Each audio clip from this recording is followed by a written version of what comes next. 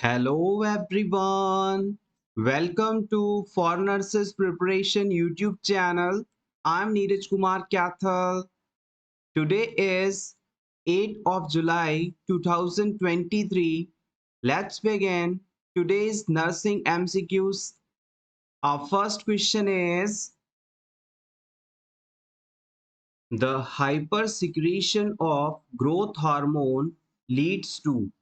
अगर किसी क्लाइंट में ग्रोथ हार्मोन नॉर्मल से ज़्यादा सिक्रीट होता है तो उसमें कौन सी कंडीशन डेवलप हो सकती है? क्रिटिनिज्म, माइक्सिडिमा, एक्रोमेगाली या फिर ग्रेव्स डिजीज?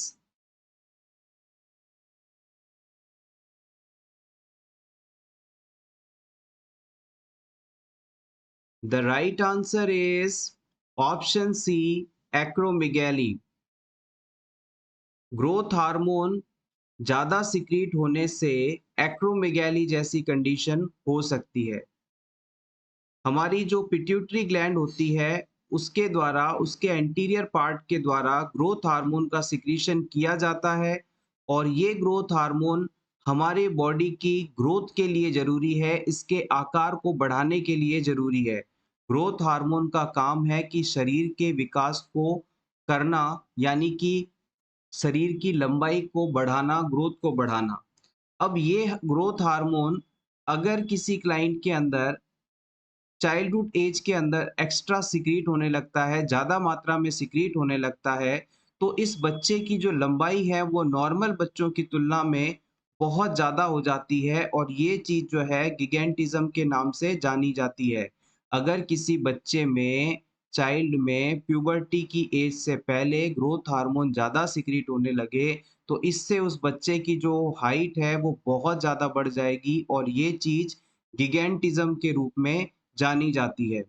अब मान लीजिए अगर ग्रोथ हार्मोन का सिक्रीशन किसी पर्सन में अडल्ट एज के अंदर ज़्यादा होने लगता है, यानी अडल्ट पर्सन में इस हार्मोन की मात्रा बढ़ जाती है, तो इस कंडीशन की वजह से इन अडल्ट पर्सन्स का जो नोज़ है, वो नॉर्मल से ज़्यादा लंबा हो सकता है। उसके हाथ और पैरों की जो उँगलियाँ हैं, वो उनका साइज़ नॉर्मल से ज़्यादा हो सकता है। इसके अलावा उनका जो फ़ोरहेड है, वो काफ़ी ज़्यादा चौड़ा हो सकता है, ब्रॉड हो सकता है। उनके एक्सट्रीमिटीज़ भी काफ़ी ब्रॉड हो सकते हैं। इस तरह से ये चेंजेस अडल्ट के अंदर ग्रोथ हार्मोन के ज़्यादा सिक्रीट होने के कारण देखने को मिलेगा और अडल्ट में इस कंडीशन को हम एक्रोमेगाली के नाम से जानते हैं, जो कि इस कंडीशन का आंसर भी है। तो होपफुली अब आप इस चीज़ में कन्फ्यूज़ नहीं होते होंगे। दोनों ही चीज़ें प्रीवियस एग्ज़ाम में पूछी गई हैं। ग्रोथ हार्मोन अगर बच्चों में प्यूबर्टी से पहले सिक्रीट हो रहा है ज़्यादा मात्रा में, तो बच्चे का आकार बढ़ जाएगा, ये गिगेंटिज़्म है। और अगर ग्रोथ हार्मोन अडल्ट एज में प्यूबर्टी के बाद में ज़्यादा सिक्रेट हो रहा है, तो उससे अडल्ट पर्सन की हाइट तो नहीं बढ़ेगी, लेकिन उनकी फिंगर्स, नोज़, ये चीज़ें काफ़ी लेंदी हो सकती हैं, लंबी हो सकती हैं। तो यहाँ पर ये चीज़ इम्पोर्टेंट है। रिमेनिंग ऑप्शन की बात करें तो ऑप्शन ए के अंदर क्रिटिनिज्म कंडीशन दी गई है। क्रिटिनिज्म का सिंपल मीनिंग होता है कि किसी बच्चे में जन्म के समय से ही थायराइड हार्मोन नहीं बन पा रहा हो या फिर बहुत ही कम मात्रा में बन पा रहा हो और इस वजह से थायराइड हार्मोन के कम सिक्रीट होने की वजह से बच्चे में फिजिकल और मेंटल ग्रोथ प्रॉपर नहीं हो पाती, बहुत कम होती है, धीमे होती है और इन बच्चों का जो बेसल मेटाबॉलिज्म है वो भी काफ़ी कम रहता है। तो एक बार फिर से रिवाइज़ करते हैं, अगर किसी बच्चे में थायराइड हार्मोन जन्म के समय से ही कम बन रहा है, तो इन बच्चों में फिजिकल और मेंटल डेवलपमेंट नहीं हो पाता, बेसल मेटाबॉलिज्म भी काफ़ी कम होता है। यही कंडीशन क्रिटिनिज्म के रूप में जानी जाती है। Next question is bactericidal drug given to treat TB is. इनमें से ट्यूबरकुलोसिस डिजीज के ट्रीटमेंट में इस्तेमाल की जाने वाली बैक्टीरिसीडल ड्रग कौन सी है, ये आपको बताना है। Ethambutol, thioacetazone, paracetamol, rifampicin.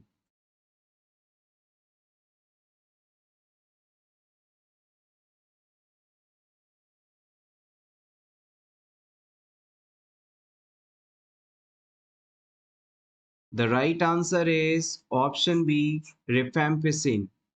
Bactericidal drug का मतलब होता है ऐसी ड्रग जो कि बैक्टीरिया को किल कर देती है, मार देती है। तो यहाँ पर रिफैम्पिसिन बैक्टीरियोसिडल ड्रग का एग्जाम्पल है जो कि टीबी कॉजिंग बैक्टीरिया को किल कर देती है, ट्यूबरकुलोसिस को मार देती है। वहीं पर एक ड्रग होती है इथाम्ब्यूटोल, इसे भी टीबी ट्रीटमेंट में इस्तेमाल किया जाता है, लेकिन ये ड्रग बैक्टीरिसीडल ना होकर बैक्टीरियोस्टैटिक कहलाती है, यानी कि ये बैक्टीरिया को किल नहीं करती, बस इसकी ग्रोथ को स्लो कर देती है या रोक देती है। तो याद रखिएगा, इथाम्ब्यूटोल stops the growth of bacteria and it is called bacteriostatic drug, and rifampicin is the drug that kills the bacteria and it is called bactericidal drug. Next question is, a nurse is caring for a client with diagnosis of necrotizing fasciitis. Which is the primary concern of nurse when caring for this client? किसी patient को necrotising फैसिटिस disease है, इस condition में इस patient की care करते समय nurse को किस फाइंडिंग का सबसे ज्यादा ध्यान रखना है, ये आपको बताना है। नेक्रोटाइजिंग फैसिटिस डिजीज के पेशेंट में किस फाइंडिंग का मैनेजमेंट सबसे जरूरी है? फ्लूइड वॉल्यूम का, स्किन इंटीग्रिटी का, फिजिकल मोबिलिटी का, या यूरिनरी एलिमिनेशन का?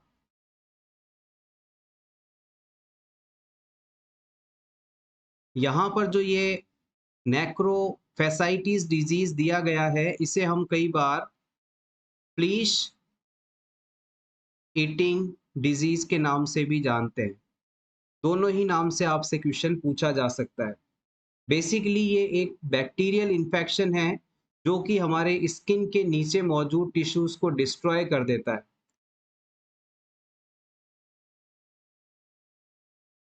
सो यहाँ पर ऑप्शन 2 सही माना जाएगा।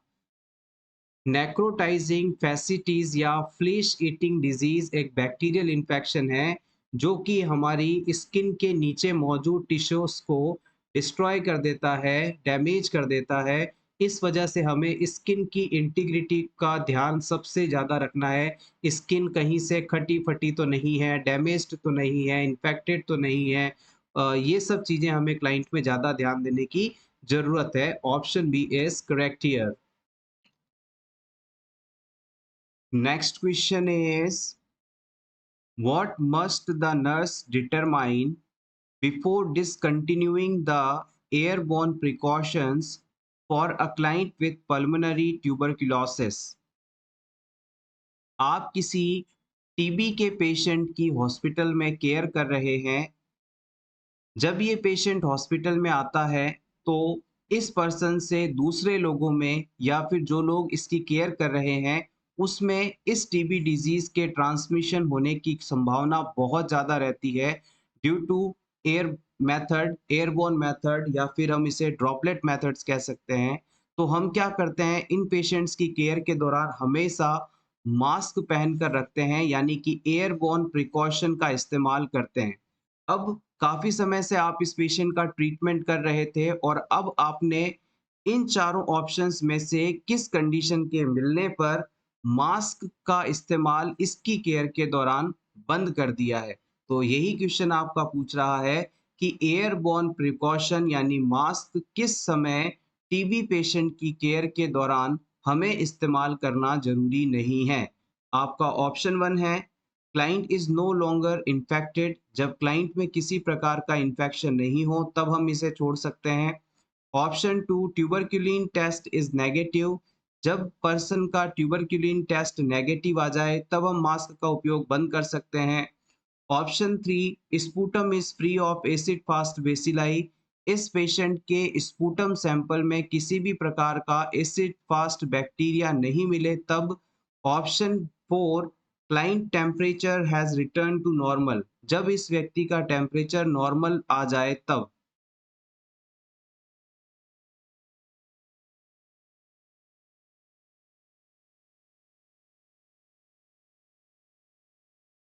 The right answer of this question is option 3.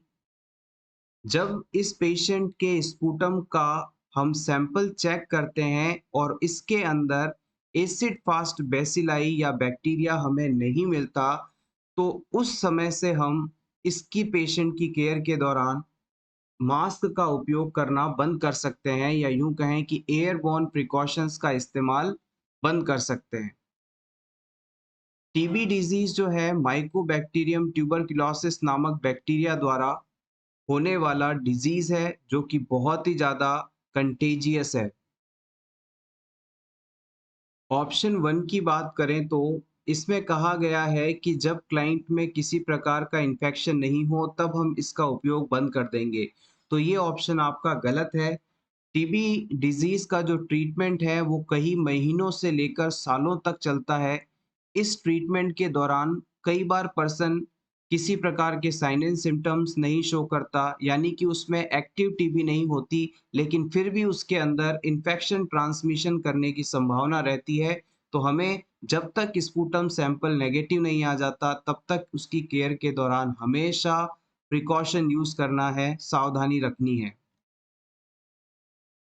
Option 2 के अंदर कहा गया था कि ट्यूबरकुलिन स्किन टेस्ट नेगेटिव आते ही हम मास्क का उपयोग नहीं करेंगे, जो कि गलत है। जब भी कोई व्यक्ति एक बार ट्यूबरकुलोसिस से सफ़र हो जाता है, तो हमेशा उसके अंदर ये टेस्ट आपको पॉज़िटिव ही मिलेगा। ट्यूबरकुलिन स्किन टेस्ट हमेशा पॉज़िटिव ही मिलेगा, नेगेटिव मिल ही नहीं सकता।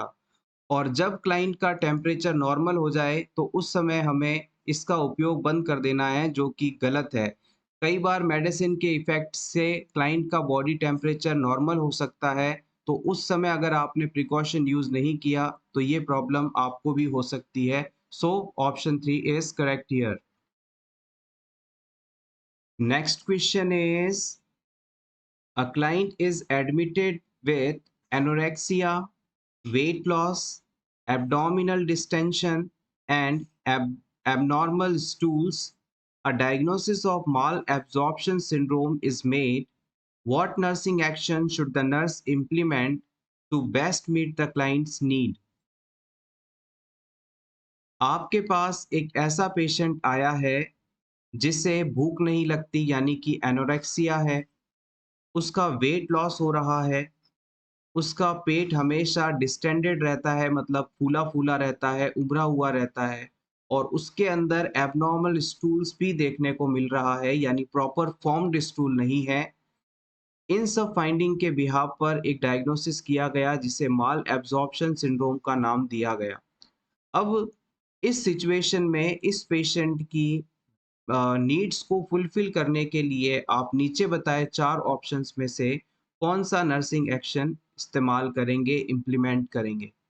आपके ऑप्शंस हैं, allow the client to eat food preferences. हम क्लाइंट को अपनी इच्छा से कुछ भी फूड सब्सटेंस खाने के लिए अलाउ कर देंगे। Option 2, encourage the consumption of high protein foods. हम क्लाइंट को ज़्यादा से ज़्यादा प्रोटीन वाला फूड खाने की सलाह देंगे। Option 3, institute IV therapy to improve the client's hydration.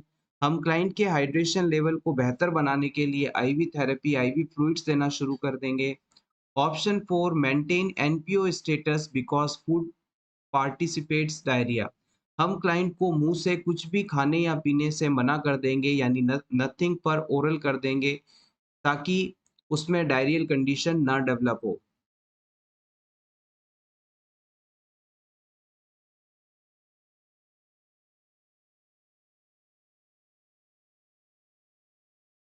जब भी किसी क्लाइंट को माल एब्जॉर्प्शन सिंड्रोम होता है, तो हम उसे हमेशा ऐसी डाइट लेने के लिए कहते हैं जिसमें ज़्यादा मात्रा में कैलोरीज़ हों, यानी हाई कैलोरीज़ हों।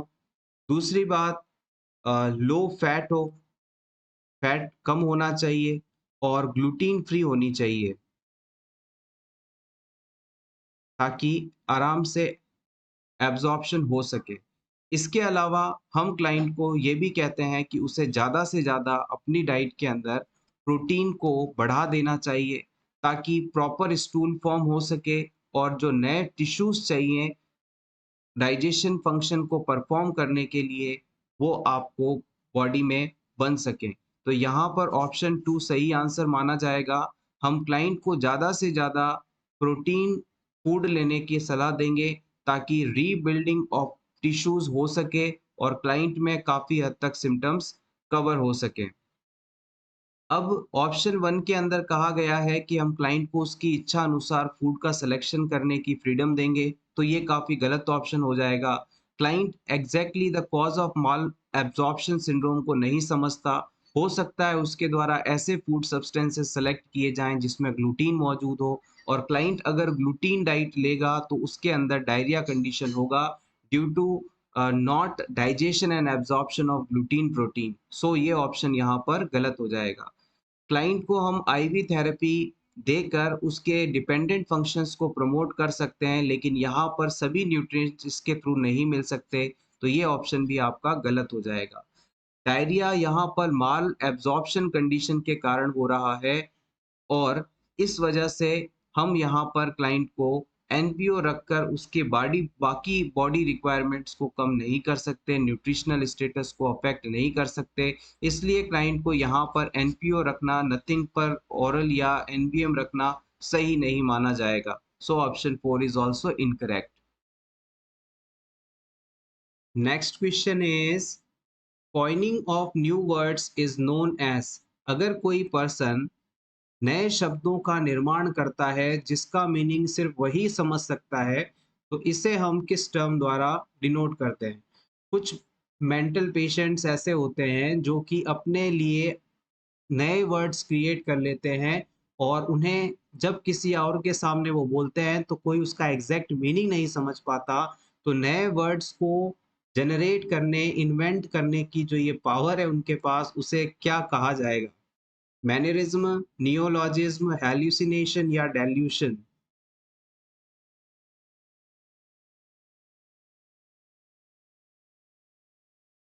Option B is absolutely correct.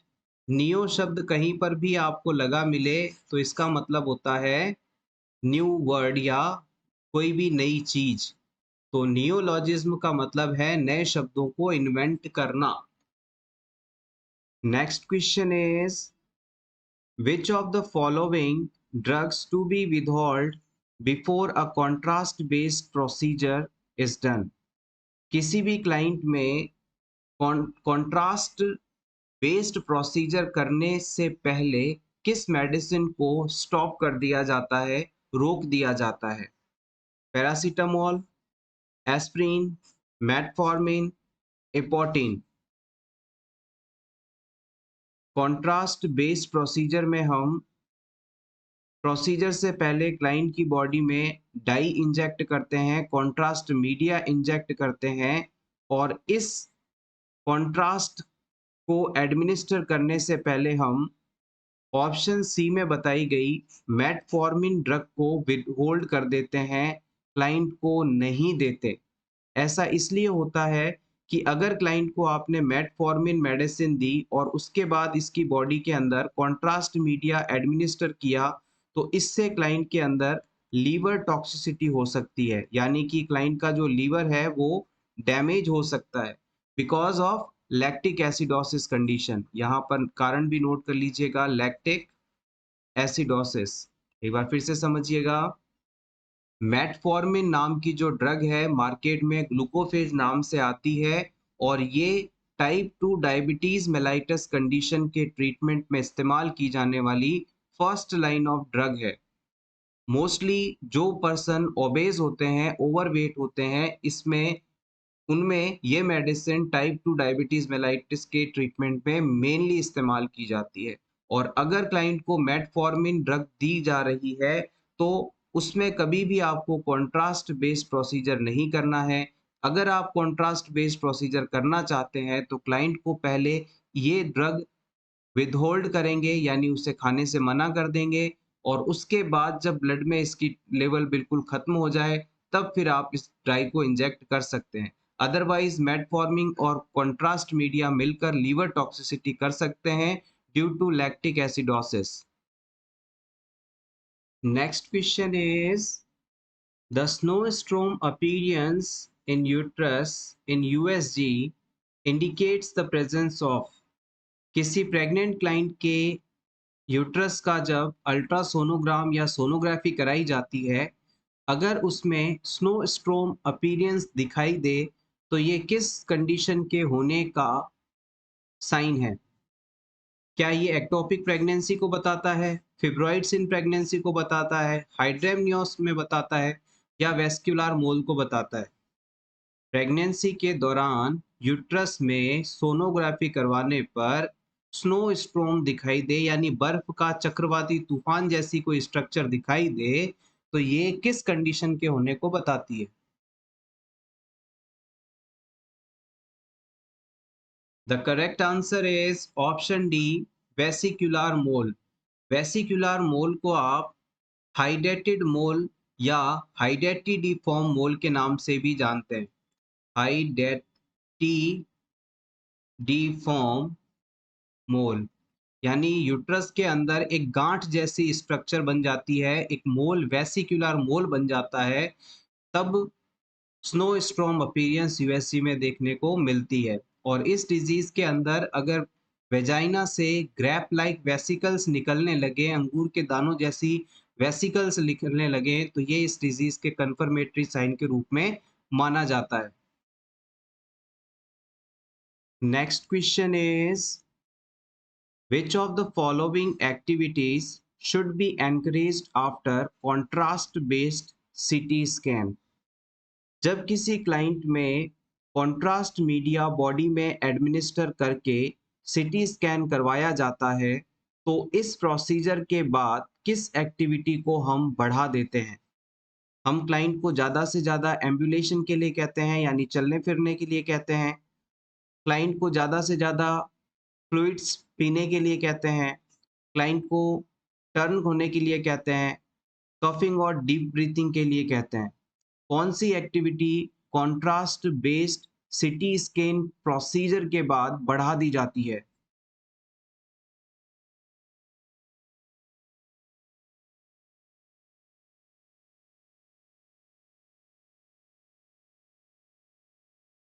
The correct answer is option B, drinking fluids.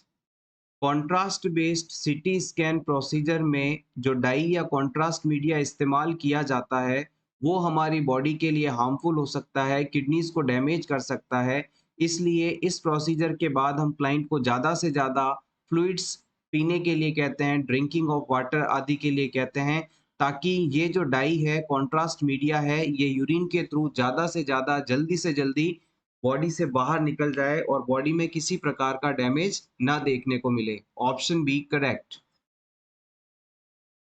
Next question is, tuberculin test was discussed by. Tuberculin test किसके द्वारा दिया गया था, ये आपको बताना है। जैक्सन द्वारा, वॉन पिरक्विक द्वारा, एरिस्टोटल द्वारा, या फिर खुराना द्वारा?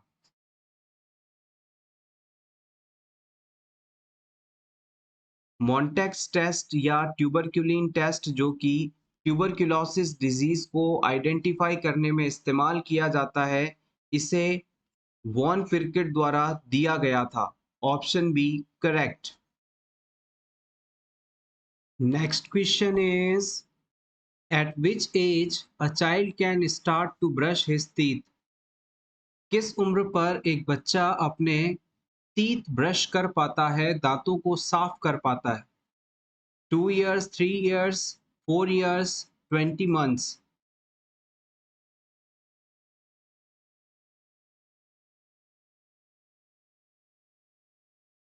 A child can start to brush his teeth at age 3 years.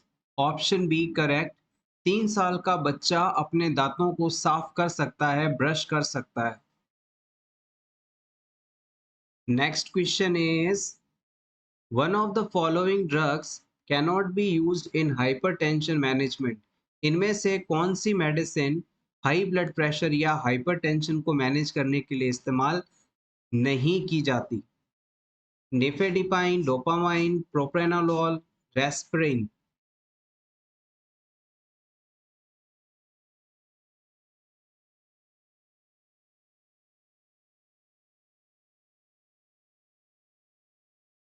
यहाँ पर जो रेस्पिरिन ड्रग दी गई है, बेसिकली ये एक ट्रैंक्विलाइजर ड्रग है, लेकिन ये हाइपरटेंशन के मैनेजमेंट में इस्तेमाल की जाती है। नेफेडाइन, प्रोप्रेनालॉल, ये तो मोस्ट कॉमन ड्रग्स हैं जिनके बारे में आप जानते हैं कि ये तो हाइपरटेंशन के पेशेंट्स को जनरली दी ही जाती है।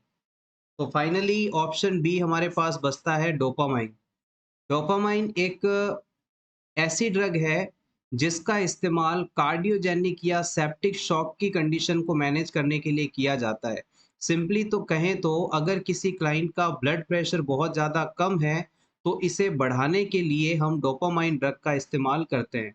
एक बार फिर से समझिएगा, अगर किसी पेशेंट को कार्डियोजेनिक या सेप्टिक शॉक होता है जिसमें उसका ब्लड प्रेशर बहुत ज़्यादा कम होने लगता है, पर्सन सीवियर हाइपोटेंशन की स्टेट में जाने लगता है, तो उस समय बीपी को बढ़ाने के लिए हम डोपामाइन का इस्तेमाल करते हैं, ना कि बढ़े हुए बीपी को घटाने के लिए। So dopamine is the not used drug into the hypertension management. Next question is, in rickets disease the type of pelvis may have risk is, इनमें से किस टाइप का पेल्विस रिकेट्स से सफरिंग पर्सन में हो सकता है? गायनेकॉइड, एंथ्रोपॉइड, प्लेटिप्लॉइड या कॉन्ट्रैक्टेड पेल्विस?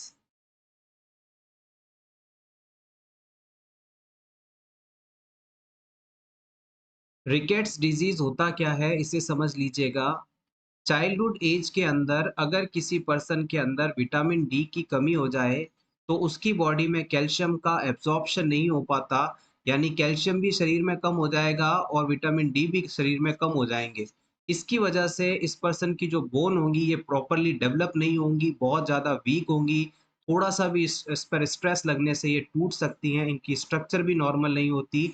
तो ये चीज़ जो है रिकेट्स नाम से जानी जाती है। तो हम सिंपली कह सकते हैं कि बच्चों में यदि विटामिन डी की कमी होती है, इससे उन्हें बोन रिलेटेड डिफॉर्मिटी होती है, तो वो रिकेट्स डिजीज के रूप में जाना जाता है। अगर अडल्ट्स के अंदर विटामिन डी की कमी हो, तो ये कौन सा डिजीज कहलाएगा, ये आप कमेंट सेक्शन में जरूर बताइएगा। प्रीवियस क्लासेस में हमने इसके बारे में डिस्कस किया है। तो इस क्वेश्चन का जो सही आंसर होगा वो होगा आपके ऑप्शन डी। किसी भी एक्सक्यूज मी, किसी भी फीमेल के अंदर कॉन्ट्रैक्टेड पेल्विस अगर है, तो इसका मतलब होता है कि पेल्विस के एक या एक से अधिक जो प्रिंसिपल डायमीटर्स होते हैं, वो इतने डिग्री कम हो जाएं कि वहां उसमें उस पेल्विस से नॉर्मल लेबर नहीं हो पाए। पेल्विस का साइज फीमेल्स में इस प्रकार से होता है कि बच्चे का बर्थ आसानी से हो सके, लेकिन जिन बच्चों में बचपन में विटामिन डी की कमी हो जाती है, तो उनका जो पेल्विस होता है वो, उनके जो प्रिंसिपल डायमीटर्स हैं वो इतने करीब आ जाते हैं, उनका एंगल इतना कम हो जाता है कि बच्चा उस पेल्विस से डिलीवर हो ही नहीं सकता। ये चीज कॉन्ट्रैक्टेड पेल्विस के रूप में जानी जाती है। होपफुली अब आप इस चीज को समझ गए होंगे। सो एवरीवन, ये था हमारा आज का वीडियो जिसमें हमने अपकमिंग एग्जाम्स के लिए, नर्सिंग कॉम्पिटिटिव एग्जाम्स के लिए कुछ इंपॉर्टेंट एमसीक्यूज को डिस्कस किया। क्लास अच्छी लगी हो तो प्लीज इसे लाइक कर दीजिएगा, और इसी तरह के रेगुलर वीडियोस देखने के लिए for nurses preparation YouTube channel को जरूर सब्सक्राइब करें। Thank you so much, best of luck.